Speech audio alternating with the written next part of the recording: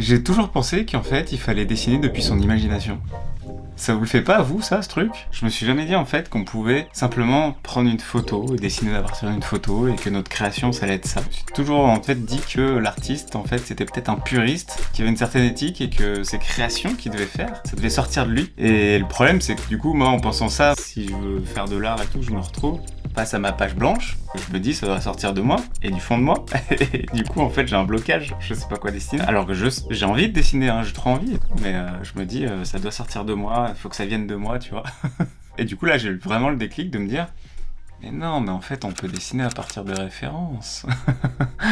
Incroyable, non? Du coup, ça fait que quand j'ai commencé à faire ma quête du style, j'ai trouvé un peu une parade. Je me suis dit, faut que je me fasse une liste de mots. Donc, c'est ma fameuse liste des obsessions que j'ai beaucoup parlé, n'empêche, sur le réseau. Et en fait, grâce à cette liste des obsessions, ici là, où j'ai noté mes centres d'intérêt et surligné mes obsessions, j'ai pu avoir une première base en me disant ok, ça c'est des sujets que j'aime bien, que je kiffe dans la vie, que j'aborde et que j'aimerais aborder et expérimenter en dessin. Ce qui m'a permis de passer le cap de ok, je suis devant une feuille blanche, il faut que ça sorte de moi, mais en fait je sais pas quoi dessiner.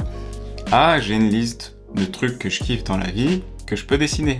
Là, c'est le premier déblocage, on va dire comme ça. Au moins, j'ai des sujets qui me touchent et que je peux exploiter et explorer en dessin. Et après ça, en fait, dessiner à partir de références, je me suis dit, bah, c'est plutôt simple, du coup, parce que c'est littéralement, ni plus ni moins, que le peintre qui se met dans un champ avec son chevalet et qui va peindre la nature d'après ce qu'il a devant lui. Finalement, c'est sa référence. Alors aujourd'hui, on a plein de moyens différents de dessiner à partir de références. On peut dessiner à partir de photos, comme je le fais là. J'essaie de m'exercer un petit peu plus sur de l'anatomie, donc dessiner des personnages qui sont dans différentes positions, qui sont assises, debout, etc., etc. Et en fait, il y a plein d'autres façons de faire ça. On peut dessiner tout simplement des objets qu'on a devant nous, des photos, à partir des réseaux, même se balader sur Pinterest pour dessiner des choses comme ça. Il y a plein de façons de dessiner sur des références, mais après, je me dis toujours que les références, finalement, dessiner à partir de références, c'est aussi pour s'exercer. S'exercer, notamment ici avec l'anatomie. S'exercer à dessiner, par exemple, les plantes. Savoir comment fonctionnent les plantes, on va dessiner d'après des photos, ou d'après la réalité, etc. Mais toujours dans le but d'un exercice. Alors, est-ce que dessiner à partir de références, qu'on a pris une photo et qu'on fait une création, est-ce que après la création on dit que c'est notre création à nous ou c'était juste dans le cadre d'un exercice? Là je commence à être dubitatif sur ces choses là en fait après. D'ailleurs du coup la dernière révélation sur le dessin à partir de références que j'ai eue, c'est à propos d'une vidéo qui est sur un site internet de Art21 qui propose beaucoup de vidéos qui présentent des artistes et franchement c'est génial, je vous le recommande. Et là c'est une artiste américaine qui organise des vrais shootings de mannequins avec des vrais mannequins, avec des costumes etc, qui organise de vrais shootings, qui fait son shooting photo et qui à partir de ces photos-là qu'elle a prises pour le shooting photo, qu'elle a dirigé, etc.,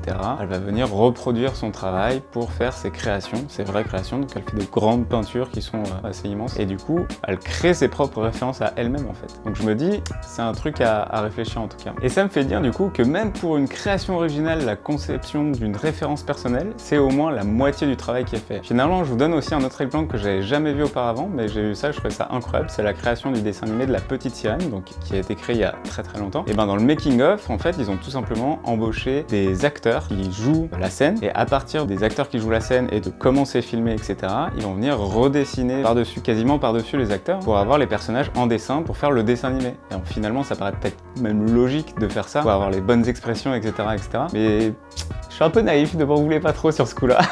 Du coup, ça m'inspire en tout cas énormément pour faire mes propres références à moi, donc pourquoi pas avoir des vraies compositions, des compositions de cactus avec qui accompagne une femme, une ambiance désertique, tout ce que vous connaissez que je fais déjà, et améliorer cette composition pour que je puisse faire des vraies créations originales derrière, mais que je puisse avoir une base en fait dès le départ et que ça soit pas juste moi devant une feuille blanche en train d'essayer de ressortir la création. Et puis en plus, quand on voit les outils qu'on a aujourd'hui avec notamment l'intelligence artificielle, enfin je veux dire, on peut très bien imaginer utiliser l'intelligence artificielle pour faire nos propres références, nos propres compositions, c'est-à-dire qu'on va par exemple rechercher différents sujets qu'on va mettre ensemble sur la même composition et grâce à l'intelligence artificielle, on va pouvoir trouver un peu des synergies entre tous ces sujets qu'on met ensemble sur un même feuille, et ça nous fait notre propre référence qu'on va pouvoir après réaliser soit en traditionnel, soit en dessin digital, etc. Ça donne énormément d'idées avec en plus les outils qu'on a aujourd'hui. On n'a plus les outils qu'on avait quand on faisait La Petite Sirène à l'époque, donc voilà, n'hésitez pas, moi ça me donne énormément d'idées. Et si vous voulez retrouver en tout cas d'autres artistes, n'hésitez pas à rejoindre le Discord dans la description. J'ai créé un Discord où on se retrouve entre artistes pour s'échanger des petits tips, nos expérimentations, etc.